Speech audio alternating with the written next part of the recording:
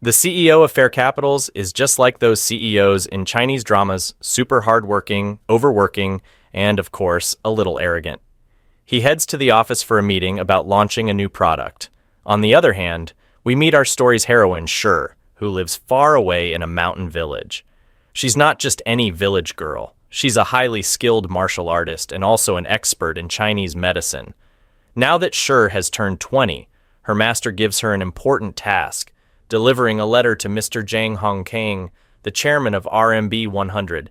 Not only is he a big shot, but he's also an old friend of her master. More than that, her master wants her to step out of their small village and see the world. The entire village comes to see Shi off because she's their beloved girl, and they all feel emotional about her leaving. She says her goodbyes and sets off for the city. Meanwhile, our CEO arrives at his office for an important meeting about the new product launch. However, his uncle and aunt strongly oppose his decision, but he shuts them down with his solid planning and proven success records. Yet behind the scenes, his uncle and aunt seem to be plotting something against him. Back to Shur, she finally reaches the city and even manages to find a small place to stay. The next day is the big product launch, and her friend, He Hua, who is in charge of it, announces that a very famous actress will be the spokesperson. But rumors are flying around that the CEO's grandfather is secretly looking for a future granddaughter-in-law through this event. Of course, the CEO isn't interested in an arranged marriage. He thinks, I have no plans to start a family right now, and this type of thing isn't for me. Meanwhile, she reaches the office address given by her master, and when she sees how massive the company is, she's completely shocked. As she tries to enter and meet Mr. Zhang Hongkong, the security guards stop her, questioning why she's there. She tells them she has an important letter to deliver from her master, but the guards keep asking more questions. In her mind, she imagines using her amazing martial arts skills to take them down in seconds. But then she remembers her master strictly told her not to get into fights in the city. Frustrated, she steps back, wondering how she can meet Mr. Zhang Hongkong. Just then, he arrives at the office, heading inside to discuss something important with the CEO. At the launching event, invitations are being checked at the entrance. Shur notices that all the VIP guests are heading inside, so she quickly comes up with a plan. She sneaks in by blending with the crowd. Meanwhile, the CEO's grandfather is worried sick about his health. The CEO barely eats, stays up all night working, and doesn't take care of himself. So the grandfather brings up the marriage topic again, hoping that getting married might bring some balance to his life. And so the stage is set for the big product launch, unexpected meetings, and maybe fate playing its role. She was confused about where to go to meet the chairman. Just then, the rehearsal for the performances began. After the rehearsal ended, everyone went to get ready, and Shur sneaked into the line and followed them. When she saw a security guard approaching, she quickly entered a room and hid. A little later, Lin entered the same room, but since she was inside a changing tent, she didn't realize that Shar was there. Meanwhile, the event had already started. From a conversation between the uncle and aunt, it became clear that they had done something to sabotage the event. Soon, we find out that Lin was secretly working with them. Her plan was to ruin the event. She pretended to be unwell so she wouldn't have to perform, and in return, the uncle and aunt promised to pay her a lot of money. This way, she could legally break the contract without consequences. While discussing this, she secretly eavesdropped from inside the stand. As the performance was about to begin, Lin was called to the stage. She started acting dramatically, pretending to feel unwell. Seeing her, the people who had spoken to her earlier were shocked. They realized she was faking it. At the same time, the chairman arrived at the venue. Shur, who had been waiting for a long time, was unsure of what to do. Suddenly, she noticed some medical professionals nearby. She walked over and pressed Lin's hand and wrist very hard, causing her intense pain. Lin screamed in pain but quickly continued pretending to be unconscious. Realizing this, Shur pressed even harder, making Lin scream again and break character. Furious, Lin started yelling at Shur, ruining her own makeup in the process. She then ran away, followed by her manager and assistant. On stage, people were confused about what to do now that the spokesperson had run away. Then, Shar found herself stepping onto the stage. Feeling a bit nervous in front of so many people, she didn't know what to say.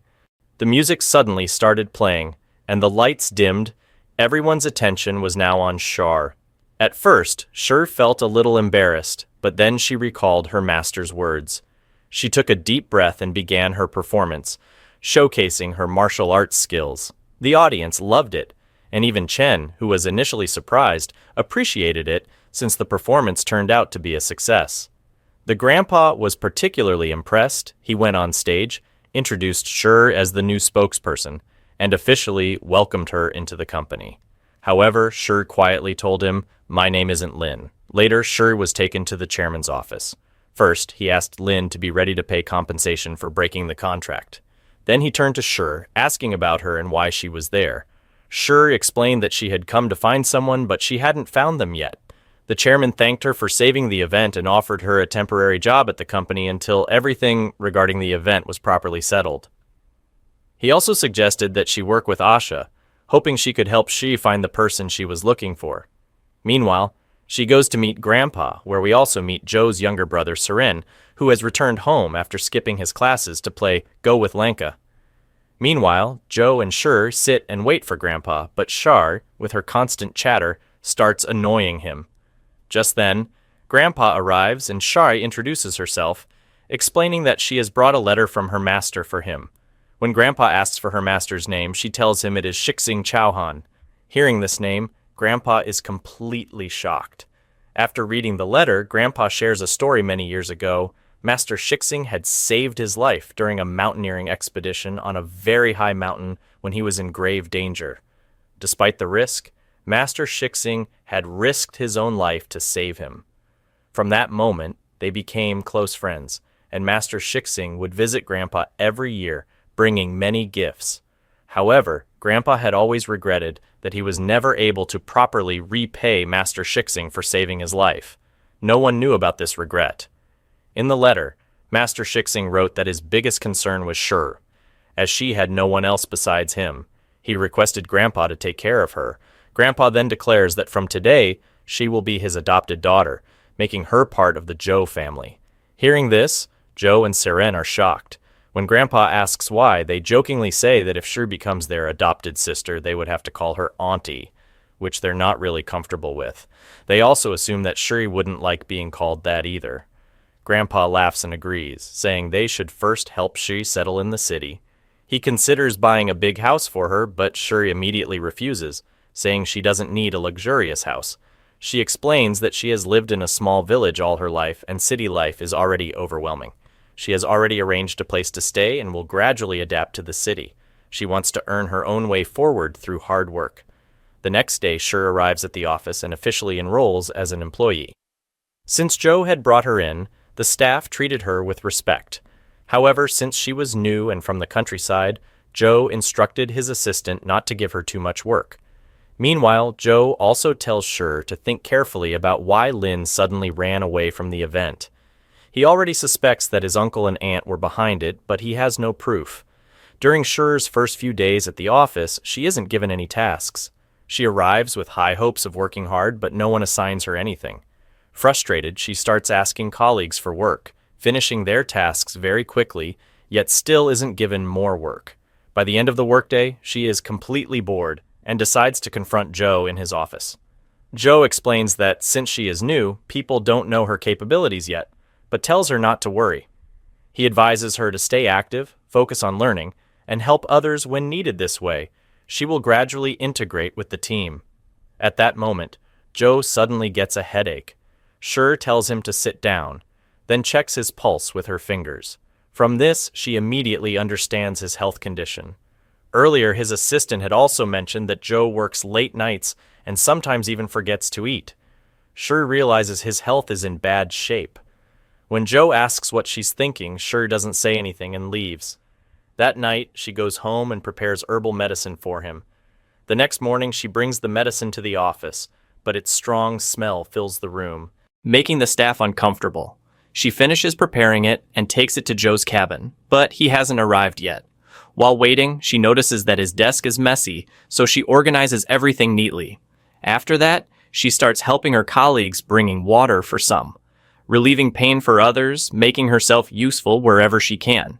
So, Shui decides to help by taking the suit for dry cleaning. However, when she finds out that dry cleaning would take 3 to 4 days, which she thinks is too long, she buys a bar of soap and washes the suit herself in the washroom, then hangs it on the terrace to dry.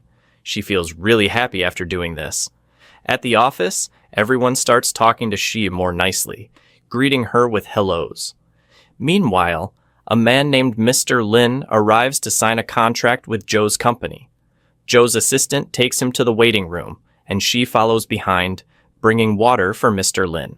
However, when Joe looks for the proposal he had prepared for Mr. Lin, he can't find it on his desk. In fact, everything on his desk is missing. He becomes frustrated and a little angry, realizing that someone entered his office without permission and moved his things around. To get answers, Joe asks his assistant to come, but she is currently busy taking care of Mr. Lin. She also doesn't know who entered his office. While searching for the file in the bookshelf, she notices the arrangement pattern and says that whoever cleaned the office arranged everything alphabetically. Following this pattern, she finds the proposal file, bringing relief to everyone. Before going to talk to Mr. Lin, Joe decides to calm his mind with some coffee. He picks up a cup from under his table, thinking it's coffee, and drinks it only to realize it's the herbal medicine. The strong taste makes him feel even more irritated, and he immediately demands to know who did this. That's when everyone remembers that in the morning, Shire was preparing herbal medicine in the office, and the smell was exactly the same. They confirm that it must have been Shay who entered his office and most likely rearranged the files too. Meanwhile, in the waiting room, Mr. Lin is experiencing back pain and Shire notices it. She asks him about it, but Mr. Lin is already very annoyed and demands to know where Shire is. The assistant tells him that she is with Mr. Lin. Everyone starts rushing toward the waiting room, worried that Shire might do something reckless. When they arrive, they see Shi stepping on Mr. Lin's back, performing an unexpected treatment move. Seeing this, Joe freaks out and immediately pulls Shire away by her hand. Mr. Lin, surprised by the sudden movement, ends up fainting. Later, Shi prepares herbal medicine again for Joe, but he flat out refuses to drink it. Instead, he scolds her for touching his things without permission. Shire accepts his anger calmly and replies, "But you were the one who told me to stay active and help others. That's why I cleaned your office and organized everything. It's my way of helping." She then adds, "Besides, I saved you money by cleaning it myself instead of hiring someone." Hearing this, Joe gets suspicious and asks, "Wait, how exactly did you save money?" That's when she proudly brings him to the terrace, where his suit is hanging to dry. Joe explodes with rage, completely losing it. He drags Shi to Grandpa, wanting to complain about her behavior. At Grandpa's place, Joe starts ranting about Shire, listing out all the things she has done. This reminds Grandpa of the time when Joe's mom was criticized in a similar way. Grandpa had chosen her to marry into the family, despite many people speaking against her. Joe then asked Grandpa to send Shire away, offering to cover all her expenses and even suggesting that she be moved to another company owned by a friend. However, by this point, Shire has already made many acquaintances at the office. Even Seren teases Joe, saying, "Maybe you like her. You've never brought any girl home before." Shire firmly denies any possibility of a relationship, saying, "That's impossible. We just met." Hearing this, Seren laughs and exchanges phone numbers with her. Just then, Grandpa and Joe come back outside, and Grandpa calls Shire in for a private conversation. Inside, Grandpa asks Shire what she thinks of Joe. At first, she praises him, but then she truthfully points out his health issues, explaining that his condition is serious and he needs proper rest, regular meals, and exercise. Otherwise, his health will deteriorate further. As she finishes explaining, Joe suddenly enters the room, and the strong smell of herbal medicine fills the air. Joe instantly loses his temper and starts shouting. Finally, Joe demands to know what Shire is doing there. She tells him she's just doing her job. Before he can say anything, Grandpa's trusted aide arrives and announces that, by the chairman's special order, Shire is now the vice president of administration at Fair & Capitals. Joe is completely shocked, as this position doesn't even exist in the company. Grandpa's aide explains that the chairman created this position specifically for She, and her main responsibility is to take care of Joe and assist him. Joe refuses immediately, saying, "There's no need for this. I already have a secretary and I don't need anyone else's help, especially not She's." She, however, insists that he does need help and starts lecturing him. She explains that his deteriorating health is the reason Grandpa personally appointed her, and that he should just accept it. Frustrated, Joe keeps arguing, saying, "I don't have any problem, and I don't need your help." This leads to a back-and-forth argument where She keeps insisting that he does need help, while Joe keeps denying it. In anger, she sarcastically apologizes, then suddenly pinches his leg hard, listing out all of his health issues again. Joe refuses to admit any pain, claiming his body is completely fine, but it's obvious that he is in a lot of discomfort. He just doesn't want to lose to She, but she refuses to back down. She completely exposes his poor health, leaving him with no choice but to listen. She then declares that no matter what, she will take care of him, and that he won't be able to escape from her. To make matters worse for Joe, She calls Grandpa on a video call. With no way out, Joe is forced to drink the herbal medicine. Seeing his misery, the company staff secretly enjoys the moment. Meanwhile, Mr. Lin arrives for his meeting. Before anything else, Joe apologizes on behalf of She. However, Mr. Lin surprises him by saying there's no need to apologize. He actually came to thank She. Thanks to her therapy, his chronic back pain of many years has completely disappeared. Joe is stunned. Before leaving, Mr. Lin requests that next time they meet, She should come along, as he wants to introduce her to some friends who might need her treatments. After the successful meeting, Joe reflects on his behavior. He tells She that he might have been too harsh on her earlier, and admits that he shouldn't have snapped at her. However, instead of apologizing, he comes up with a plan to get rid of her. Joe praises She's talent, telling her that since she successfully treated Mr. Lin, she should use her skills to help more people. He suggests that she should consider joining a medical college to further her knowledge of traditional Chinese medicine. He then reveals that he has already filled out an entrance exam application for her at Ranji University. All she needs to do is sign the form, and her admission will be confirmed. She is thrilled at first, but after thinking for a moment, she says she can't accept such a big favor from her boss. Grandpa has already done so much for her, and he entrusted her with Joe's care. She says she won't leave until she makes sure he is fully recovered.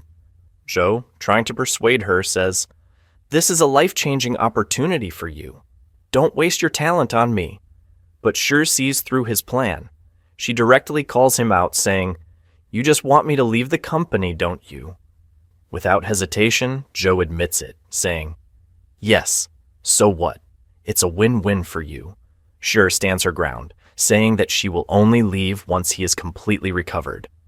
Annoyed, Joe snaps, "Who do you think you are trying to control me? If something happens to me, I'll just go to a doctor."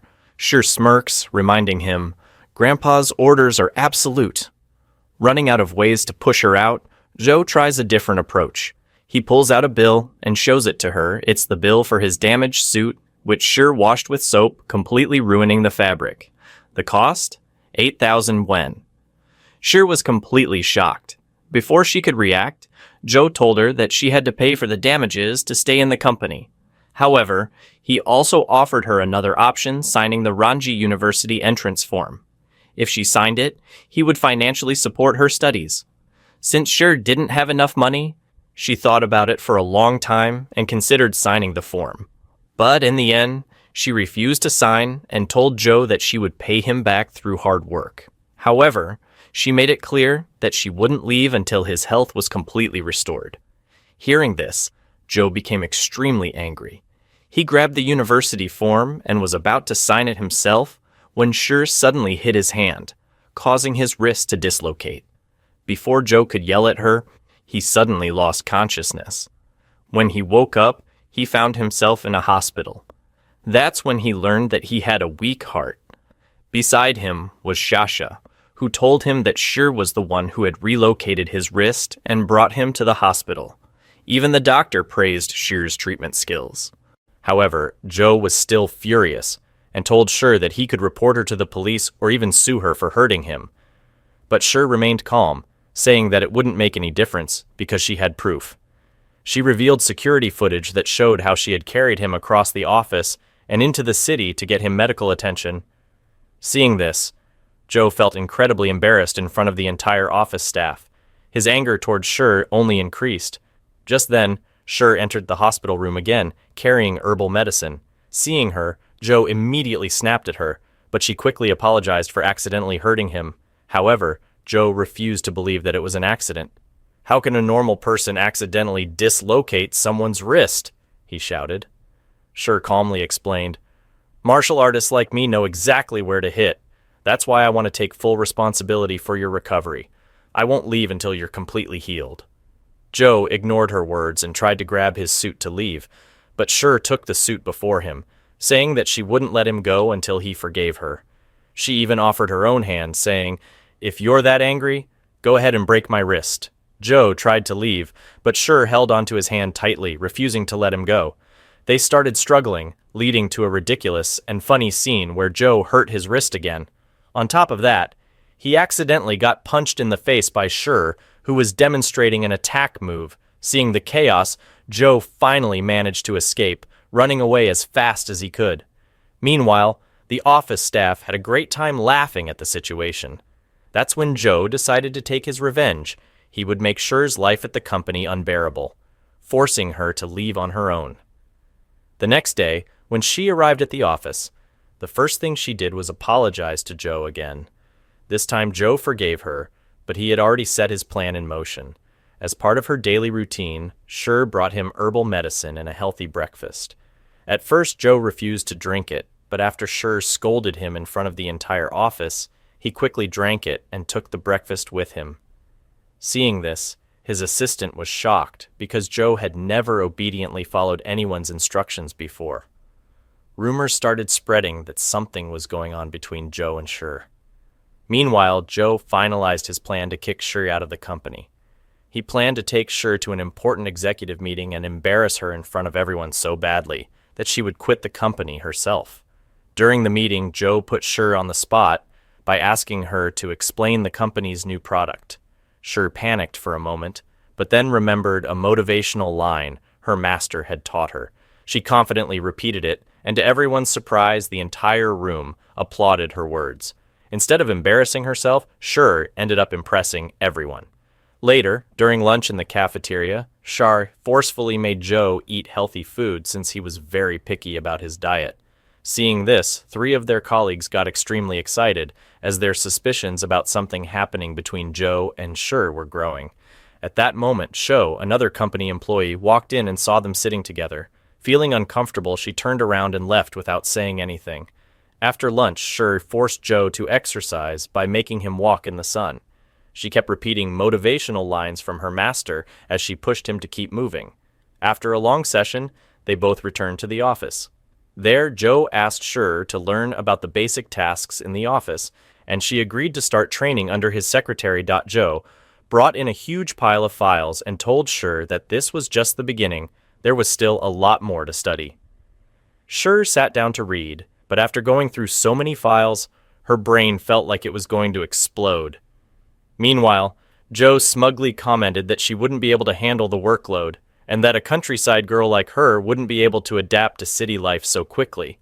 Determined to prove him wrong, Shi worked even harder, making copies of the files and taking them home to study overnight. Realizing how persistent she was, Joe was a little surprised this girl was different from everyone else. Maybe this time, he would be the one to give up instead of her. Shi started feeling sleepy, so to stay awake, she drank some herbal tea. At the same time, Joe was also still awake and went outside for some fresh air. That's when he saw Shirboot blood was dripping from her nose. Seeing the blood, Joe suddenly froze. It triggered a painful memory from his past. He remembered a tragic accident where his mother and father had died. Overwhelmed, Joe lost consciousness. When he woke up, Shi was beside him. But something was different. Joe had completely reverted to a childlike state. He didn't even recognize Shar and looked terrified. He was trembling like a scared child and even hid under the table. Seeing him like this, Shi was shocked. When she tried talking to him, Joe started crying, completely panicking. Trying to calm him down, Shur asked if he was hungry. When he nodded, she quickly made him instant noodles. Joe ate like a little kid, finishing his food without hesitation, but he was still afraid. He didn't want Shur to leave, so she brought him a blanket and gently covered him. In the end, Joe fell asleep in Shur's lap. The next morning, when he woke up, he saw Shar beside him and instantly backed away. As soon as he realized what had happened, he warned Shur not to tell anyone about it. But Shur became even more curious. What had happened to him? Why did he suddenly behave like a child? Why was he so afraid? When Joe realized she was too interested in his secret, he threatened her, saying that if she told anyone what she saw, she would regret it. After saying that, he quickly left, but Shur followed him. Determined to know the truth, Shur kept chasing him even when he locked himself inside his office. Since she wouldn't give up, Joe ran into Shasha's office to hide. Shasha was surprised to see him enter so suddenly and asked, "What's wrong with you today? You never leave your office and now you're here working?" Trying to cover up his actions, Joe made up an excuse, saying that he just wanted a change of environment. However, as soon as he heard Shur's voice outside, he immediately hid under a chair. Seeing his ridiculous behavior, Shasha laughed, but Joe quickly left before Shur could find him. Still, Shur didn't stop chasing him. To escape from her, Joe started running all over the office. At one point, he managed to lose her by getting into an elevator, but Shur simply took the stairs and caught up with him again. Desperate, Joe ran away again, but Shur still found him. This time she cornered him and said, "Now that it's just the two of us, tell me the truth what happened to you." They were so close that Shur suddenly realized the tension between them and backed away slightly. Trying to change the subject, she said, "Let's talk outside." But before they could leave, they heard footsteps approaching. Meanwhile, outside, Joe's assistant was talking to 3 colleagues who were asking why Joe had been acting so strangely today. At first, the assistant refused to say anything, but after being pressured, he finally confessed he had seen she and Joe sleeping together in the office that morning. Not only that, but they were both still in yesterday's clothes. Hearing this, the 3 of them were completely shocked. At the same time, inside the office, Joe and Shur accidentally made a noise, making the people outside suspicious. Realizing that someone was hiding inside, they demanded, "Whoever's in there, come out!" A moment later, Joe and Shuri walked out, both holding brooms and pretending to clean. They casually walked in opposite directions, acting completely innocent. Seeing this ridiculous scene, the 4 colleagues became even more suspicious. Now they were completely convinced that something was going on between Joe and Shur, but Shur still wasn't done chasing Joe. Frustrated, Joe finally lost his patience and snapped at her. Shur calmly told him, "I can't help you if you don't tell me what's wrong." Joe refused to talk, wanting to end the conversation. Just then, Grandpa called Shur, informing her that the entire family was gathering for dinner that night. Joe met his cousin Ziran, who was Uncle Wei's son. Ziran had recently opened his own swimming club, but his uncle and aunt were completely unhappy about it. They kept pressuring him to take a more stable job. When Joe arrived at the dinner, Grandpa introduced Shur to the family as his special assistant. Immediately, Aunt Wei started her fake drama, pretending to praise Shai but then subtly mocking her appearance and makeup. However, Shur wasn't affected at all. She didn't care about superficial things. As the family sat down for dinner, Uncle Wei began making indirect insults at Joe. Shur, just by looking at Uncle Wei, could tell that he had health issues. She warned him to cut down on fatty foods and sweets. Hearing this, Uncle Wei went completely silent. After dinner, Ziran approached Shur and asked if she could teach him Kung Fu. Shur told him that learning Kung Fu wasn't easy, and that she had trained since childhood to master it. Ziran then invited Shur to go downtown with him over the weekend. Shur was hesitant, but Ziran confidently said that he would ask Joe for permission. Meanwhile, Uncle Wei continued mocking Joe, targeting his leadership at the company. To change the subject, Ziran asked Shur to demonstrate self-defense techniques. Shar, wanting to prove a point, used Ziran as her practice partner.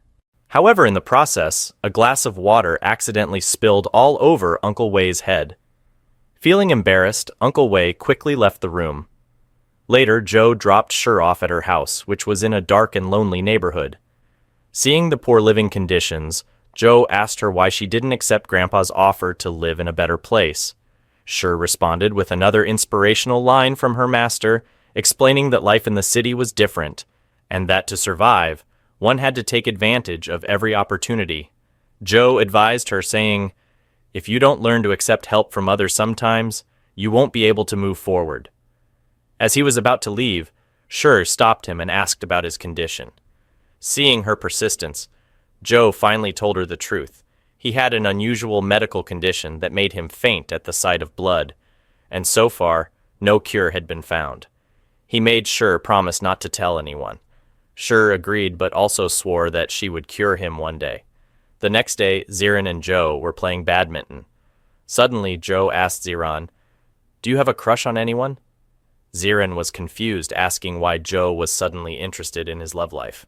Zhou simply shrugged, saying, "I don't know, it just popped into my head." Ziran replied that he didn't have anyone in mind yet. Hearing this, Zhou smirked, saying, "I heard you're going out with Shur soon." Ziran casually replied, "Yeah, I'm just showing her around. She doesn't know much about this place." Immediately, Zhou warned him, "Stay as far away from Shur as possible. She will only bring trouble for you." Ziran laughed, saying, "That's not true. She's actually really nice, sweet, and kind-hearted. I've never met a girl like her before." Zhou then raised an eyebrow, teasing, "Are you sure you don't have a crush on her?" Ziran, looking annoyed, said, "What's wrong with you today? You never talk about stuff like this. Are you jealous?" Zhou scoffed. "Jealous? Why would I be jealous? I'm just saying stay away from her. She's dangerous. You can like any girl except her, and I wouldn't care." Ziran rolled his eyes. "You don't need to worry about me. I can handle myself." That night, Zhou had a strange dream he dreamt about Shur's wedding. But even at the wedding, she was forcing him and Ziran to drink the herbal medicine she made. He woke up in shock and immediately called Chiku, telling him that they had an important task to do tomorrow. Chiku and Zhou decided to spy on Shur and Ziran to make sure Shur wouldn't cause any trouble. The next day, Zhou and Chiku started following them everywhere. Zhou saw Ziran drinking coffee with Shur and immediately got furious. He believed that Shur was deliberately trying to trap his younger brother. Shur's presence was already making things chaotic, and Zhou didn't want her to affect Ziran any further. Meanwhile, Zhou and Chiku continued spying on them, watching as Ziran and Shur went around the city. They played games, tried different activities, watched a movie together, and everywhere they went, Zhou and Chiku secretly followed them. When Shur and Ziran went shopping, Zhou and Chiku were there. When they went to a restaurant for dinner, Zhou and Chiku followed again. They even went on a Ferris wheel ride, which made Ziran really happy, as it was his first experience. Curious, Shur asked him if his parents had never taken him there before. That's when Ziran revealed that his parents had passed away when he was less than a year old, so he had never visited amusement parks before. Still, he was happy to experience it with Shur. They kept talking for a long time, but soon Shur started making fun of Zhou. Hearing this, Zhou tried eavesdropping, but he couldn't hear properly. Then Ziran asked Shur directly, "Do you like my brother?" Shur immediately denied it, saying it was impossible. But Zhou's expression changed. It seemed like he was starting to like Shur without realizing it. After that, Ziran and Shur moved to another part of the city, and Zhou, feeling exhausted, complained, "Do these two never get tired? How long are they going to walk around?" Next, she and Ziran went to an escape room game, where all players had to wear costumes and masks. To keep spying on them, Zhou and Chiku also entered the game in disguise. After the game, Shur walked home alone, as she had already memorized all the routes. Once she left, Ziran called out Zhou, confronting him. Ziran directly asked, "Why are you following me?" At first, Zhou made an excuse, saying he was just worried that Shur might cause trouble. But Ziran smirked, saying, "I saw you spying from the very beginning. I'm not a child anymore. You don't need to worry about me." Then, Ziran dragged Zhou to a restaurant for dinner. Meanwhile, Shur was working on a new treatment to help cure Zhou's blood phobia. However, the medicine had a horrible smell which made everyone around her feel nauseous. Still, Shur recorded a video of Zhou saying, "If you refuse to eat this healthy food, Grandpa will find out." With no choice, Zhou ate the food but immediately felt sick and sat next to the trash bin, ready to throw up. Shuri laughed at him, while Zhou begged for someone to take her away before she completely ruined his life. Shasha then decided to help Zhou get rid of Shur. She took Shur shopping, buying expensive modern dresses for her. At first, Shuri thought Shasha was helping her learn about city fashion, but Shasha had another plan. She was teaching Shuri how to attract men's attention and flirt. However, Shasha quickly realized that she couldn't change Shuri's personality. The next day at the office, Shasha apologized to Joe, saying, "I failed. Shuri doesn't need to change. She's already perfect the way she is." During the office meeting, Joe announced that he would take Shuri to the company retreat. Hearing this, Shuri got extremely excited and immediately went back to work with full energy. Later, a new female lead entered the story, Ji Tian, the heiress of the G group of companies and Joe's childhood sweetheart. She was also a taekwondo champion. Upon arriving at the office, she immediately asked for information about Shuri. At that moment, she and Joe were standing together, discussing work. As soon as Ji Tian entered, Shasha was shocked. She hadn't expected her to arrive so suddenly. Ji Tian ignored everyone and walked straight into Joe's office, completely disregarding office rules. When she saw Joe laughing, she was shocked. Meanwhile, Joe was surprised to see her as well, because Ji Tian was known for causing trouble. Noticing Shuri standing there, Ji Tian immediately took her aside and started talking to her in a very familiar way. She even invited both Joe and Shuri to lunch so they could get to know each other better. At first, Joe refused, but in the end, all three of them went to a restaurant together. Back at the office, Joe's assistant and the staff started gossiping about Ji Tian. They revealed that Ji Tian had been chasing after Joe since childhood. On top of that, her family was one of the biggest shareholders in the company, making her a powerful figure. Not only that, but there were even rumors that Grandpa wanted Ji Tian to marry Joe. Hearing all of this, everyone started worrying about Shuri. Meanwhile, at the restaurant, as always, Joe refused Ji Tian's advances, even though she had already planned their wedding and future children in her mind. Ji Tian confidently dismissed his rejection, saying it didn't matter because he had always rejected her anyway. She then turned to Shuri, asking her to order some food. However, when Shuri saw the prices on the menu, she panicked. So instead of ordering freely, she chose the cheapest dishes. Noticing this, Joe told her to order whatever she wanted, saying that today's treat was on him, but Shuri was worried that he might deduct the cost from her salary, so she refused to order anything. Meanwhile, Ji Tian started questioning her, asking about her job and how she knew Grandpa. Shuri explained everything, telling her that Grandpa took great care of her. Then Ji Tian asked about her martial arts training. Shuri shared her story, explaining how she had trained in Kung Fu since childhood. Upon hearing this, Ji Tian revealed that she had been training in Taekwondo since childhood as well. Now that Shuri was close to Grandpa, Ji Tian suddenly challenged her to a fight. Even though Shuri wasn't interested, Ji Tian still insisted on fighting. Before the fight, Shuri warned her, saying that someone could get hurt, so it would be best not to fight seriously. But Ji Tian didn't listen. She attacked with full power. Since Shuri wasn't attacking back, she got hit a couple of times, but she still refused to retaliate.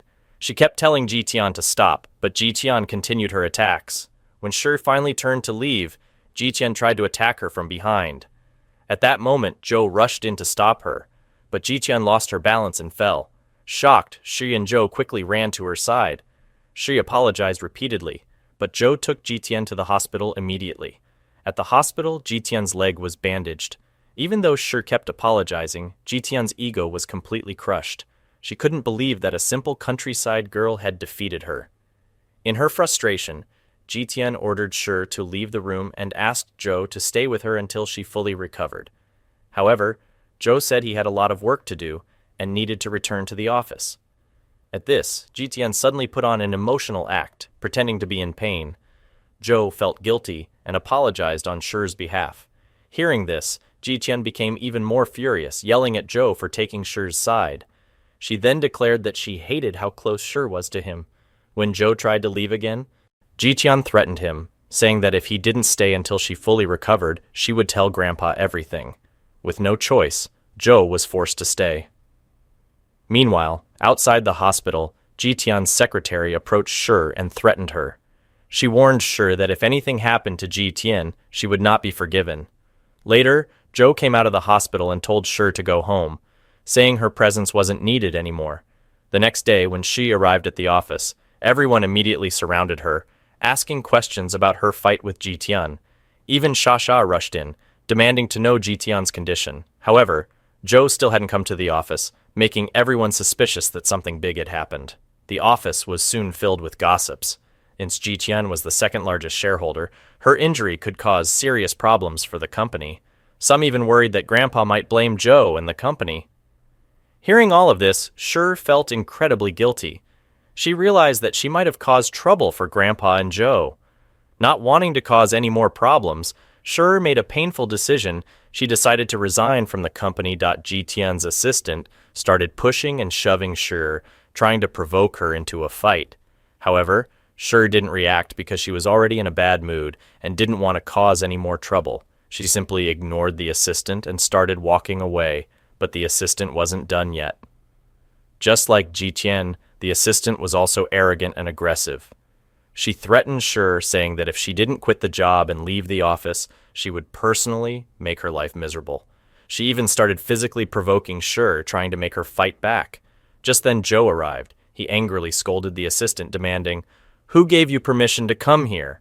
And how dare you raise your voice at our vice president?" He then ordered her to apologize to Shi. Even though she didn't want to, the assistant was forced to apologize before quickly leaving the office. Then Joe turned to Shi, repeating the words she had once told him. "When someone pushes you, you should push back." After that, he returned to his office. It was already late at night, and most of the employees had already left for home. When Joe went to check on Shi, she wasn't at her desk. Instead, he found a resignation letter that she had left behind. In the letter, Shi thanked both him and Grandpa for allowing her to work at the company. She admitted that she wasn't capable enough for this job and that her mistakes could harm the company. She also acknowledged that her presence was causing trouble, so she decided to leave before becoming a bigger burden. At the end of the letter, she reminded Joe to take care of himself, to eat on time, exercise regularly, and get proper rest. She even prescribed some medicine for him, which she had left in the office. Reading all of this, Joe felt something strange in his heart. Without hesitation, he went to look for Shi. He found her on the terrace preparing traditional medicine. Joe walked up to her and asked if she really planned to leave. Shi calmly replied that she was making medicine for Ji Tian so her injuries would heal faster. Hearing this, Joe frowned, telling her, "You don't need to worry about her. It's just a small injury."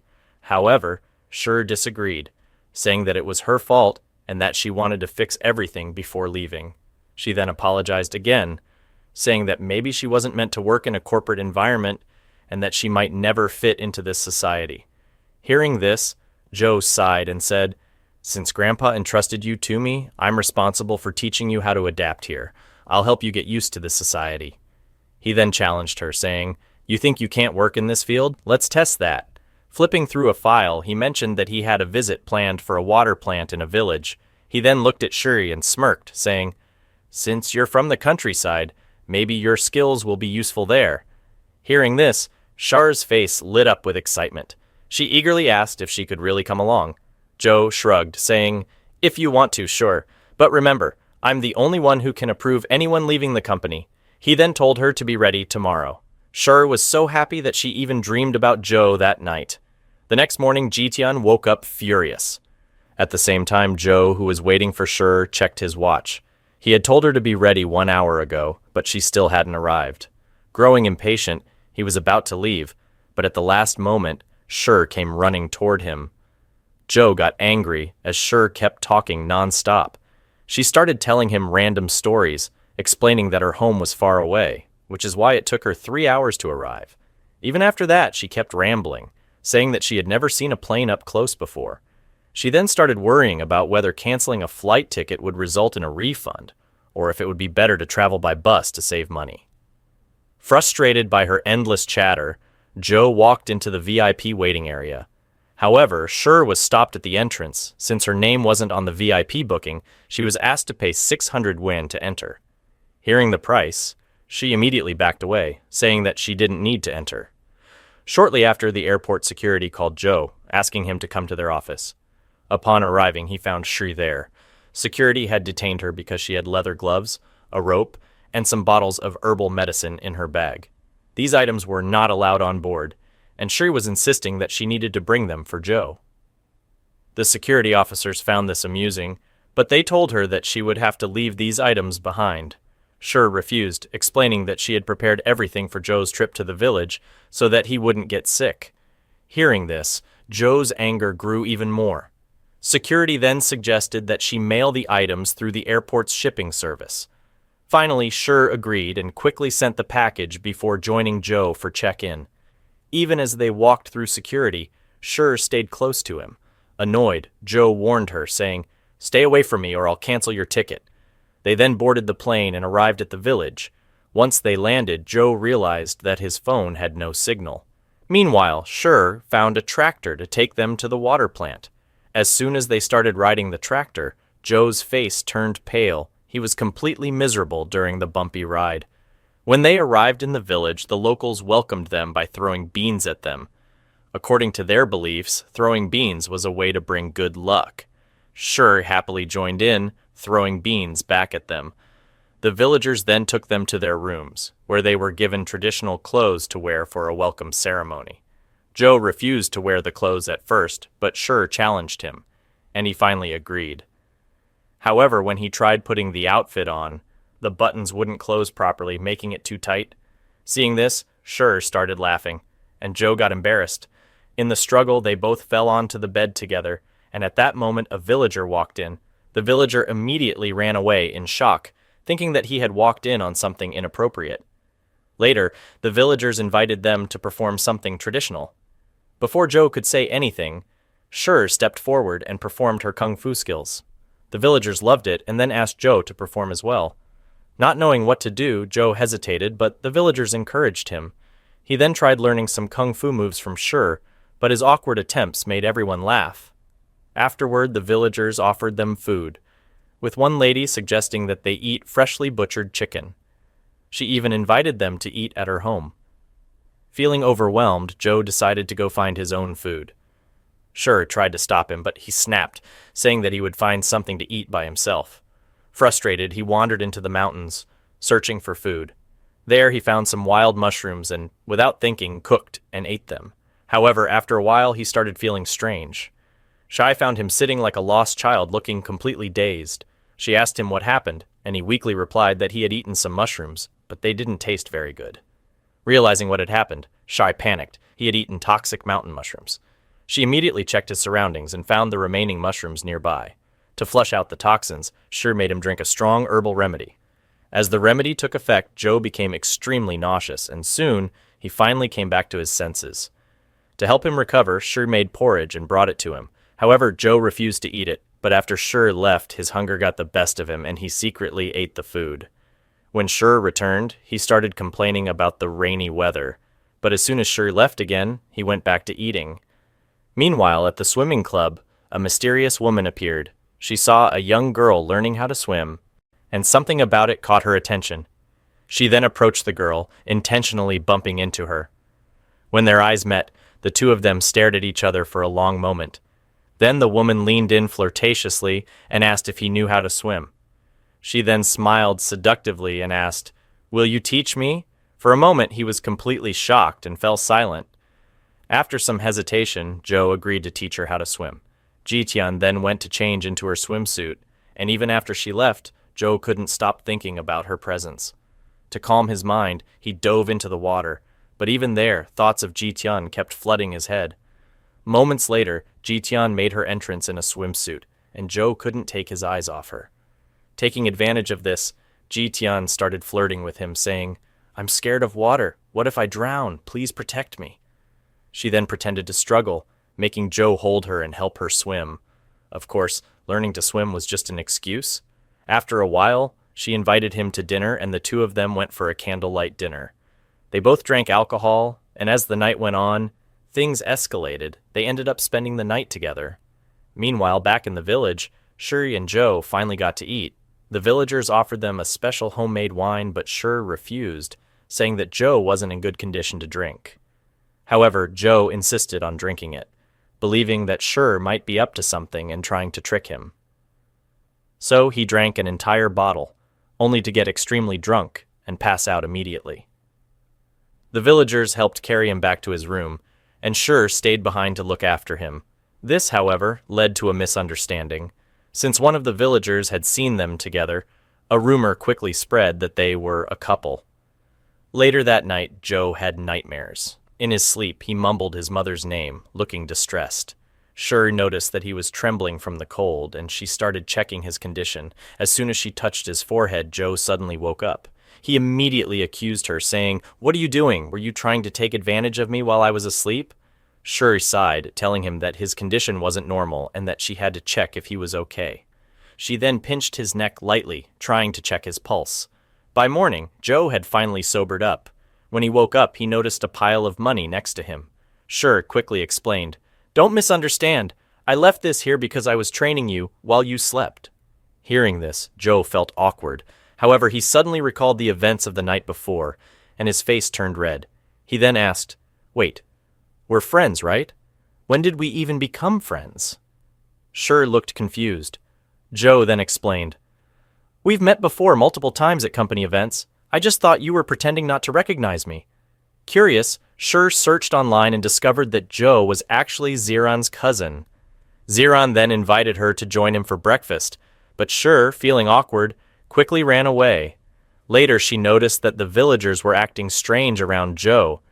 People kept staring at him and whispering among themselves, causing Joe to feel uneasy. Some villagers even pointed at his neck and smirked. Feeling suspicious, Joe ran to a mirror to check his reflection. To his shock, he saw red marks on his neck marks left behind from Shur's medical examination the night before. The villagers had misunderstood it as a love bite, and that's why they were secretly laughing at him. Furious, Joe stormed off to scold Shur, telling her that because of her so-called treatment, everyone in the village now thought they were lovers. After that, the two of them visited the water plant, which was located on top of a mountain. The hike to the plant was exhausting, and Joe's condition worsened halfway through. Feeling completely drained, he demanded a vehicle. However, the village chief informed him that vehicles couldn't reach such high-altitude areas and that they had no choice but to walk. As they continued the hike, Joe's stamina gave out and he collapsed. Shur, seeing this, dragged him up and pushed him forward, forcing him to keep moving. Joe eventually gave up, saying, "Let's just turn back. There's no profit in this village anyway." Hearing this, Shur got angry, saying, "We're already halfway up. At least take a look at the plant before making a decision." She then practically dragged him up the mountain. When they finally reached the water plant, Joe examined the facility. However, he wasn't impressed, saying that the plant's condition wasn't great and it wouldn't bring much financial gain.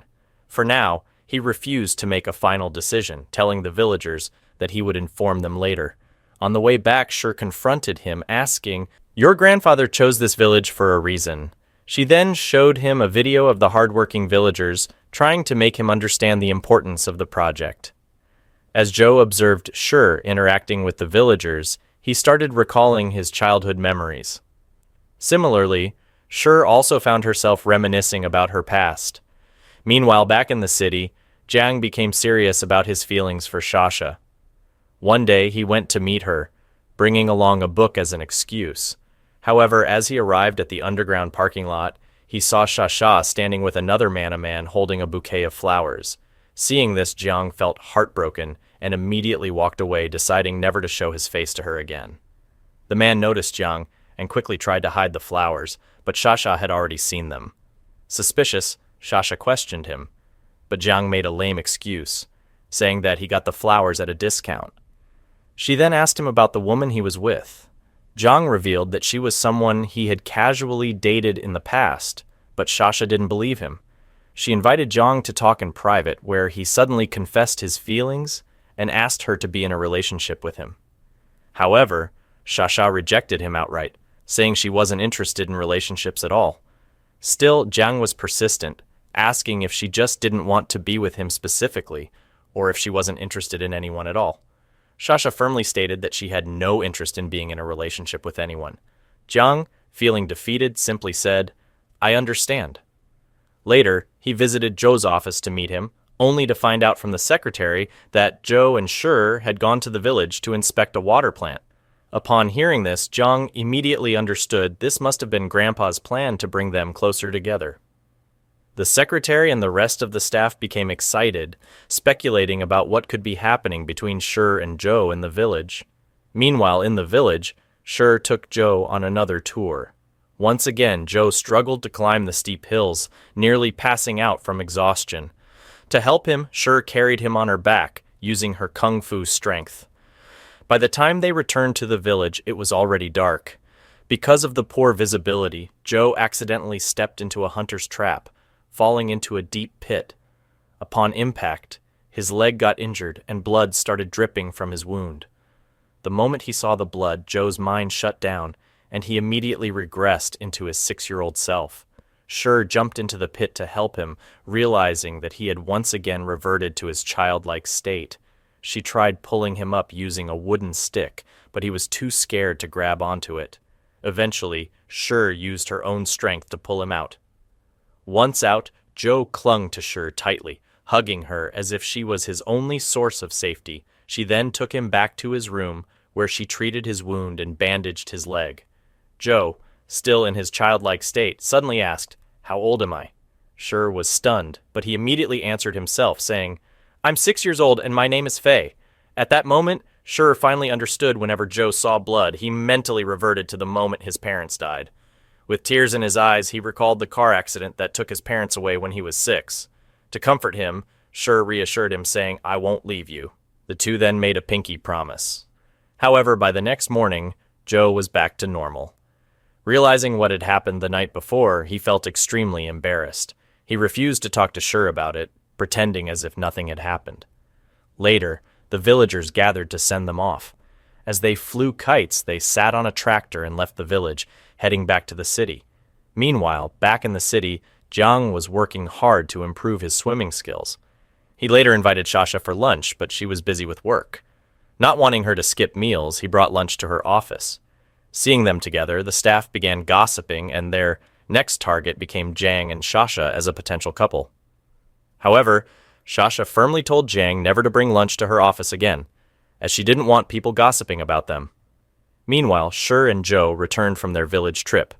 Shur reported everything to Grandpa, explaining what she had observed about Joe's condition. She told him that Joe had symptoms of a split personality disorder, which was triggered by his trauma. Hearing this, Grandpa made a firm decision. He arranged for Shur to move into Joe's house to take care of him. When Joe saw this, he was completely shocked. He immediately confronted Shur, saying, "Didn't you say you didn't want a big house? Why are you moving in now?" Shur calmly explained, "I'm only here to treat you. This was Grandpa's order, and don't worry, I didn't tell him about your condition." Even though Joe was already frustrated, now he had to deal with Shur at home too, which made him even more annoyed. And, as expected, Shur immediately turned his life upside down. The next morning, she banged pots and pans loudly, forcing him to wake up early. Then she dragged him outside for exercise, making him run laps until he was completely exhausted. After that, she forced him into an intense workout session, leaving him sore all over. Just as he tried to relax on the couch, Shur ordered him to take a shower and change clothes. Frustrated, Joe suddenly remembered that he was the company president. With a smug expression, he walked out of the bathroom wearing only a towel. Shur, seeing this, immediately covered her eyes and scolded him, saying, "Put some clothes on." Joe then smirked and said, "I walk around like this at home all the time. If you don't like it, leave." Shur threatened to open her eyes, and when she actually did, she screamed and covered her face again. After breakfast, Joe sat down with his laptop to work, but Shur kept reorganizing the house, making loud noises. She moved things around with so much force that Joe's back started hurting. Frustrated, he snapped at her, saying, "Did I offend you in my past life? Why are you torturing me now?" Shur ignored him, instead giving him a glass of warm water, reminding him to stay hydrated. Later that night, Joe was still working late, but suddenly the house lights went out. Annoyed, he went to check, only to find Shur standing there smugly. She told him, "You shouldn't stay up late. I've written a fitness schedule for you starting today. You must follow it." With no choice, Joe went to bed early. The next day at the office, he discussed another water plant project, while Shur requested some old medical books from the village. She started reading them at the office, hoping to find a way to fully cure Joe's condition. Later, as she scrolled through her phone, she found an old photo of him, lost in thought. Just then, his secretary and their gossiping group arrived. As Sher was trying to send some photos via Bluetooth, she accidentally sent them to Joe's phone because their devices got connected. Furious, Joe immediately called her into his office, glaring at her. He smugly asked, "Are you so obsessed with my beauty that you secretly took my photos? Is that why you moved into my house just to get my attention?" Annoyed, Sher scoffed, saying, "What nonsense, I have no interest in you." Joe smirked. "Stop lying. You clearly took these pictures to admire me later. Now delete them." She refused, saying, "I wasn't taking pictures of you. You just happened to be in the frame while I was capturing something else. But don't worry, I'll crop you out." Joe wasn't convinced, demanding, "Just delete them now." As he tried to snatch her phone, they ended up too close to each other, staring into each other's eyes. Just then, Jitian walked in, witnessing the intimate moment. Without saying much, she turned around and left, mumbling, "I guess I came at the wrong time." As she walked away, Joe panicked, trying to explain, "Wait, it's not what you think." But Jitian didn't stop, simply saying, "There's no need to explain, I understand everything now." She then stormed off, leaving Joe standing there deep in thought. After she left, Sher teasingly asked, "So, is this the end of your single life?" Joe snapped, "Are you crazy? How could I ever fall for a girl like you?" Shuri smirked, "Oh, I can already see it. And trust me, the entire office thinks there's something going on between us." Later, Joe prepared for an important meeting about the water plant project. That night, he tried to relax by watching TV, but Shuri stood right in front of the screen, blocking his view. Annoyed, he demanded, "Move!" But Shuri grinned, saying, "I found the perfect treatment for your phobia, acupuncture." Before he could react, she started jabbing needles into him. Joe yelped in pain, yelling, "What the hell are you doing?" Desperate to escape, he rushed to his room and slammed the door shut, shouting, "I'm the boss! How is she the one ordering me around in my own house?" Suddenly, he felt extremely drowsy. Unbeknownst to him, Sher had lit a special incensione that instantly put people to sleep. Meanwhile, the next day, Joe met with Mr. Wren, a key investor in the water plant operation. However, Sher noticed something suspicious. When Mr. Wren slightly touched Joe's secretary, she sensed something was off. Before she could react, Joe called her into the meeting. After the meeting, Sher confronted Joe in his office, demanding, "Why did you agree to work with Mr. Wren?" Joe, confused, asked, "What's wrong with him?" Sher clenched her fists, saying, "He's not a good man, I don't trust him." She didn't mention the inappropriate way he looked at her, but Joe brushed off her concerns, saying, "You're overreacting. No one is looking at you like that." Still, Sher was determined, insisting, "At least do some background research on him." Joe rolled his eyes, saying, "Relax, I'll look into it." Frustrated, Sher muttered, "How did someone like you become a president?" Hearing this, Joe felt a sharp sting to his pride, snapping, "I don't care what you think. I'm going through with this deal no matter what." Shuri, having no solid proof, had no choice but to leave angrily. However, she secretly began investigating Mr. Wren. Soon enough, she overheard him talking on the phone, flirting with another woman, despite being married. Realizing he was cheating on his wife, she decided to get proof. Meanwhile, Joe also started having doubts. He asked his assistant to investigate Mr. Wren's personal life. At the same time, Sher followed Mr. Wren, secretly tailing him on a security guard's scooter. She soon caught him meeting another woman in secret, taking photos as evidence. Unfortunately, Mr. Wren's bodyguard spotted her and chased after her. Right when things got dangerous, Joe suddenly arrived in his car, pulling Sher inside just in time. Furious, he scolded her, saying, "Stay out of this, you could have ruined the entire deal." Feeling frustrated, Sher became silent, realizing that Joe was still prioritizing the project over the truth. Later, at home, Joe noticed how unusually quiet Sher was. Raising an eyebrow, he asked, "You didn't bring me my medicine today?" Sher, clearly annoyed, replied, "Oh? But you don't even like my medicine, right? And it's not like you like having me around either." Realizing she was truly upset, Joe hesitated, then quietly said, "Make it for me." Sher, surprised, blinked and asked, "What?" Still avoiding eye contact, Joe mumbled, "Make me the medicine." Smiling to herself, Sher went up to the terrace to prepare it. Sher started preparing medicine for Joe, but at the same time, she was thinking about how to convince him that Mr. Wren was dangerous. However, Joe tried reasoning with her, saying, "There's no point in interfering in Mr. Wren's personal life. We only care about the water plant deal, not his affairs." After giving her a long lecture on morality and business ethics, he walked away, leaving Shi frustrated and upset. Later, Mr. Ren arrived at the company to pick up Shi, but instead he found Ji Tian wearing sunglasses and a hat, trying to stay unnoticed. Zhou, confused, asked, "Why are you hiding like this?" Ji Tian's real intention was to avoid being seen with him, but instead of saying that outright, she played it off as if she just wanted to meet him in private. Ziran, ever the loyal brother, immediately backed up Zhou's assumption, saying, "Yes, that's exactly what she meant, brother." Later, Ji Tian had dinner with Ziran where she vented about Zhou and complained about everything that had happened. She even shared the details about Shi moving into Zhou's house, clearly frustrated. Ziran, trying to cheer her up, jokingly said, "Then maybe I should visit your place often to keep you company." Meanwhile, Shi secretly sneaked into Mr. Ren's water plant, determined to find proof against him. Back at the office, Zhou was waiting for Shi to return. As time passed, he became more and more impatient, eventually calling her phone, but she didn't pick up.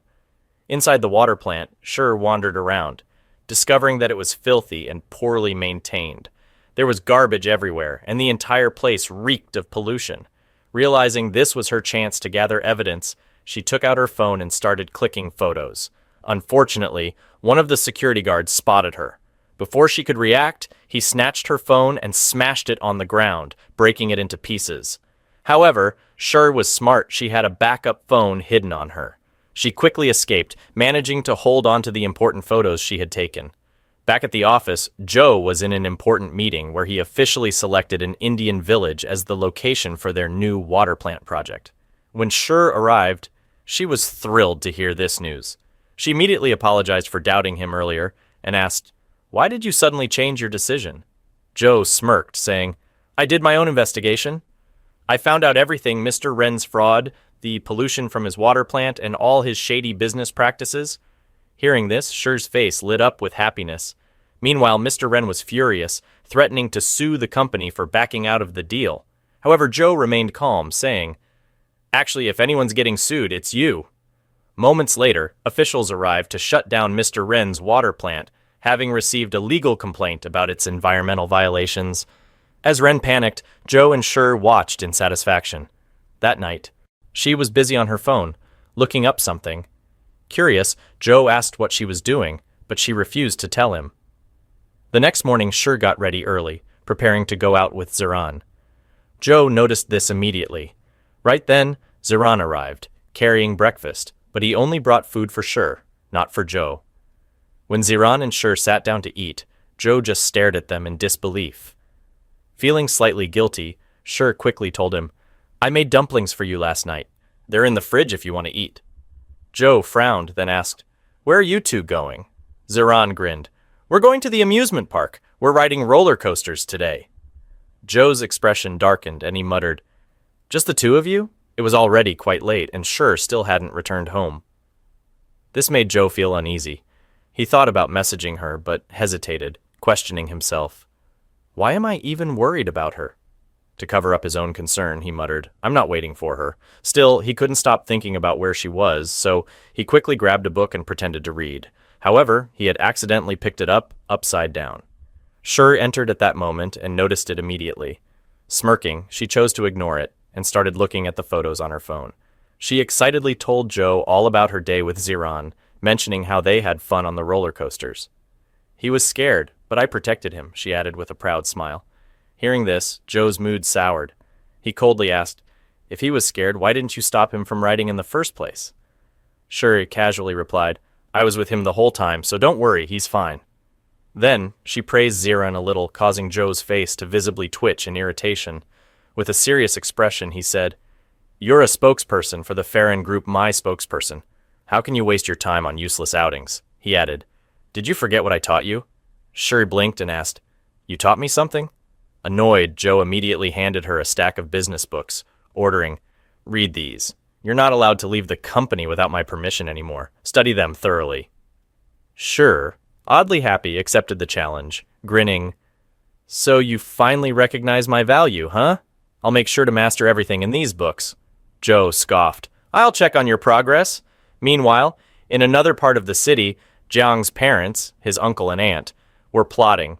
They wanted to secure control over the company, so they planned to force Jiang into marriage, hoping that having children quickly would make Grandpa favor him.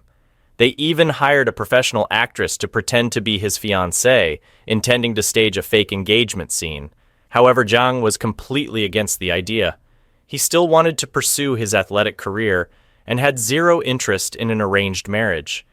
After being emotionally blackmailed and pressured, he reluctantly agreed to attend the setup. But once there, he couldn't go through with the act and immediately exposed the lie, telling everyone, "I don't even know this woman. My parents brought her here without my consent." He even bluntly stated, "Joe is far more capable than I am. You should be grooming him as the heir, not me." With that, he walked away, leaving his parents embarrassed and humiliated. Later, Jiang made up his mind if he ever married, it would only be Shasha. However, Shasha saw things differently. She understood that their relationship had no future and warned Jiang to stop chasing her, telling him, "Your parents will never accept me. I'm on their rival business team. Forget about me and find someone else." Then, she left him standing there, heartbroken. Determined, Jiang went home and told his mother, "I like someone." However, he didn't reveal the name directly. Still, his mother quickly figured it out, realizing he was talking about Shasha. But instead of supporting him, she flatly rejected the idea. Meanwhile, Joe returned home from work and, for some reason, started dancing in his living room. It was such a ridiculous sight that Shur, who had just walked in, struggled to hold back her laughter. The moment Joe noticed her, he froze, horrified that she had seen him. Immediately, he snapped at her, "Forget what you saw! Don't tell anyone!" Unable to contain herself any longer, Shur burst into laughter. Embarrassed, Joe ran away. Later that night, Jiang went drinking with his friends, venting about his love life struggles. Drunk and emotional, he ranted, "The girl I like rejected me, my parents are forcing me into marriage, and my entire life has been one big comparison to Joe. No matter what I do, they always want me to be like him. He never wanted to inherit the business, nor did he have any interest in running the company. Instead, he was grateful that Joe had taken on that responsibility, allowing him to pursue his own dreams. At some point during the night, he even called Ziran, asking him to join in the drinking session. The next morning, all three brothers, Joe, Jiang, and Ziran, woke up completely hungover. None of them remembered anything from the night before. Still groggy, Jiang asked them, "What happened last night?" Before anyone could answer, they freshened up and sat down for breakfast. That's when Ziran suddenly smirked, recalling something from the previous night. He said, "You got completely wasted. At one point, you even started stripping and causing chaos." Joe, stunned, asked, "Do you have proof?" Ziran grinned mischievously. "I do, and I'll send you the video, but only on one condition." Joe, suspicious, asked, "What's the condition?" Ziran smirked. "Let's play a game. If you lose, I'll send it to everyone." The three ended up having a fun, chaotic game session, full of laughter and teasing. Eventually, Joe left for the office, still a bit shaken from the events of the night before.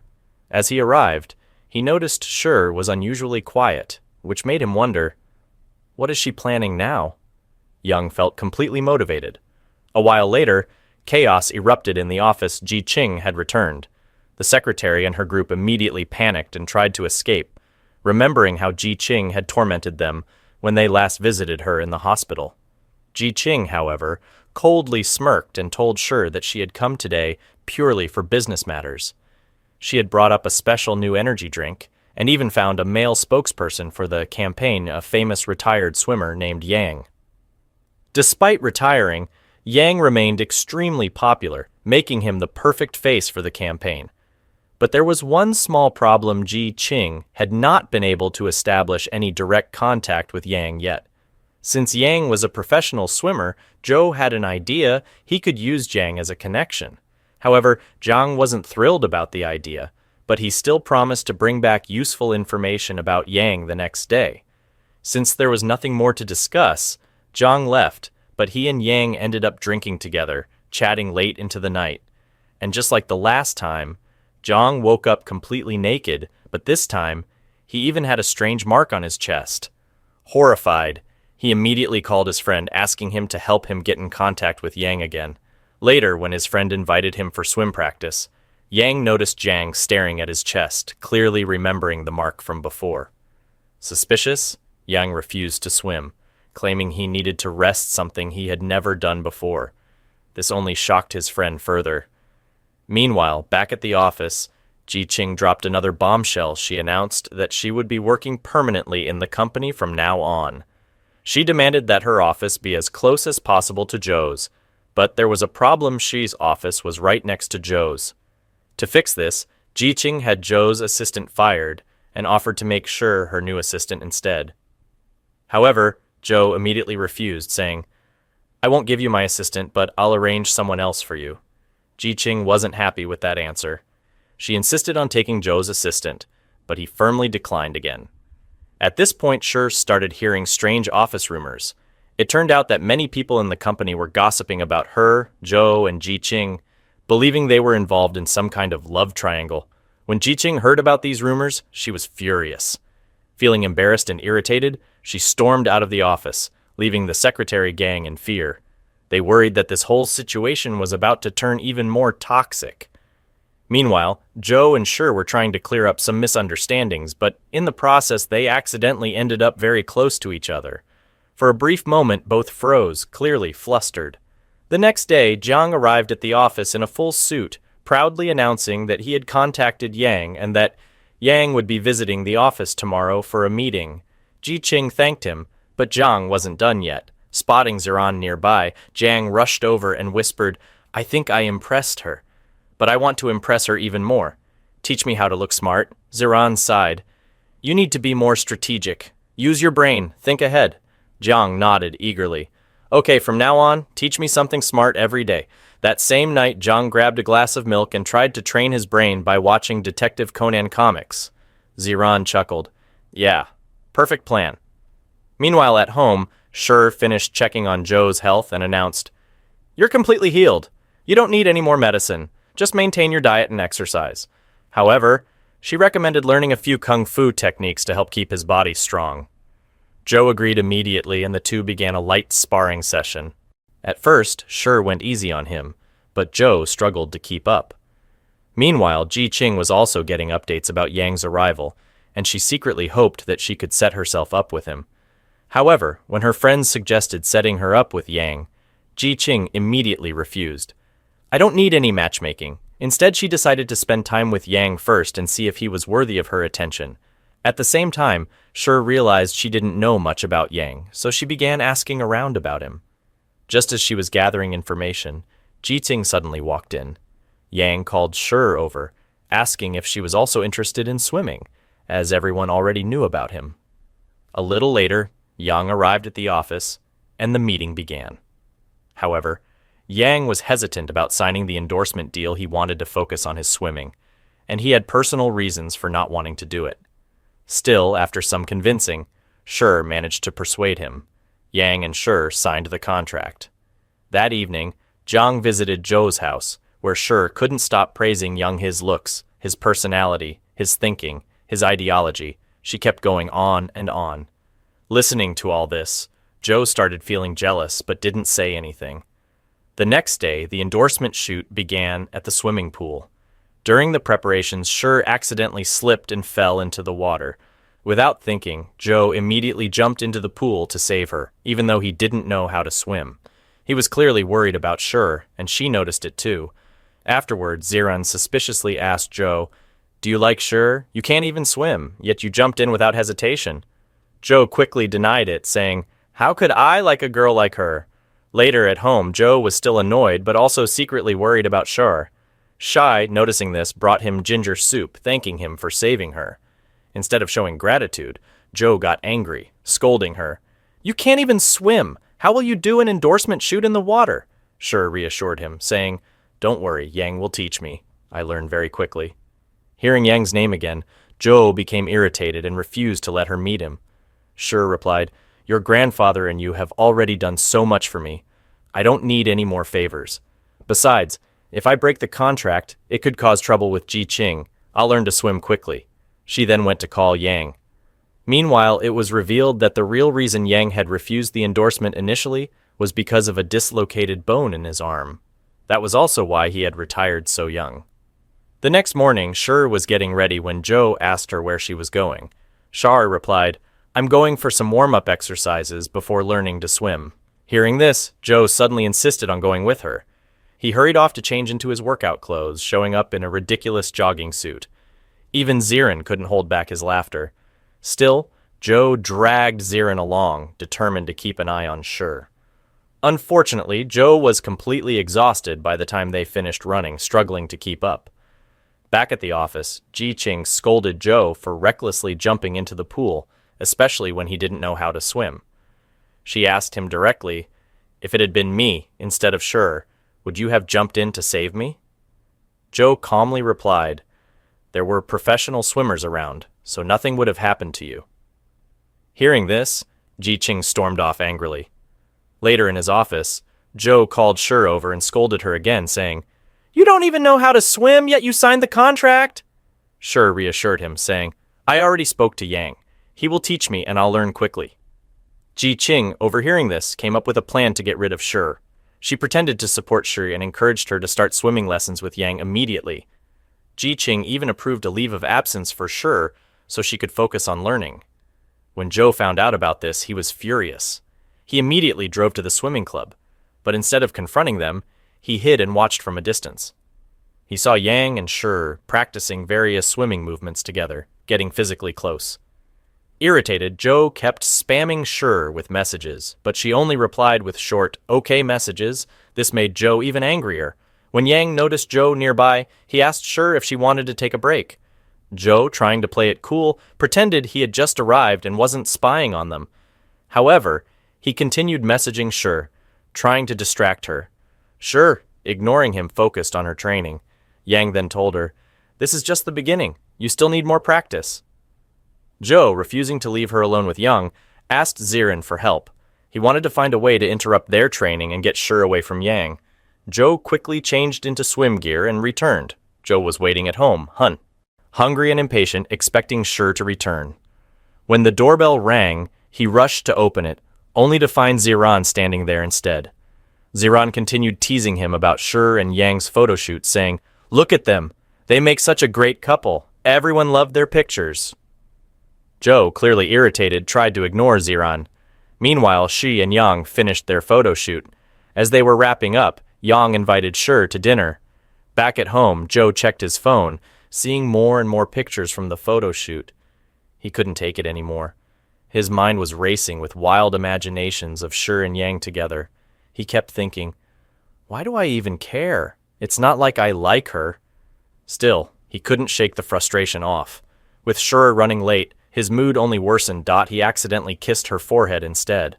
Shai, completely flustered, quickly pulled away and ran off, leaving Joe standing there, a bit embarrassed, but also amused. The next day at the office, Shur avoided Joe as much as possible, her heart still racing from the previous night. Meanwhile, Zirin noticed something was off and started teasing Joe, saying, "You look extra happy today. Something happened, didn't it?" Joe, trying to act normal, denied everything, but his face betrayed him. Back at her desk, Shur was lost in thought, recalling Joe's confession and how he told her, "You can never leave me." She shook her head, trying to focus on work, but the memory kept replaying in her mind. Later that evening, Joe texted Shur, saying, "Let's have dinner together." Shur, still shy about what had happened, hesitated before replying with a simple, "Okay." She reflexively slaps him, and he runs after her, shouting, "You're my girlfriend." The next morning, both of them are extremely excited and happy. Joe is so overjoyed that he starts dancing, and just then Shur arrives to wake him up. She sees him dancing again, and when he notices her, he gets embarrassed and hides under the blanket. A little later, Joe comes out blushing. He tries to help Shur, but she says there's no need and reassures him, "Don't worry, I won't tell anyone about your dance." Shur makes breakfast, and while eating, she asks him again if he was serious yesterday. Joe confidently replies, "Of course." Shur then asks why he likes her. He responds, "Because you're very strong." Hearing this, she gets a little surprised. Joe continues, "I also like how much you love food. You always finish everything on your plate." Shur asks, "That's it? Not because I'm cute or pretty?" Joe, blushing slightly, replies, "That's also one of the most important reasons." Sure starts blushing, and they continue eating. Afterward, they arrive at the office, walking like a couple in love. Joe tells Sure, no one in the office should know we are a couple. There's a strict no dating policy. I've even fired employees for breaking this rule. Sure teases him. Then will you fire me too? Joe quickly says, how could I do that? He continues, we just need to act normal at work. We'll do all the couple things outside the office. Sure curiously asks, what do normal couples do on dates? Joe confidently replies, I'll teach you everything. At the office, Joe cancels some meetings and starts searching online. What should couples do when they start dating? The search results suggest writing love poems. Joe, determined, begins writing a poem for Sure. Sure comes to discuss their new project, but Joe is too focused on his writing and asks her to leave. She pretends to walk away, but secretly watches him. Later, after finishing the poem, Joe angrily takes Sure to his office and scolds her in front of everyone. People start wondering what's going on between them. Inside the office, Joe gives Sure the poem and asks her to read it. After reading it, Sure, confused, says, okay, I read it. Can I go now? Joe gets frustrated, thinking, why doesn't she understand my feelings? He searches online again. How do you express love to your partner? This time, the answer suggests creating a romantic atmosphere. Meanwhile, in the office, someone leaves a note on Sure's desk, asking her to meet them on the terrace.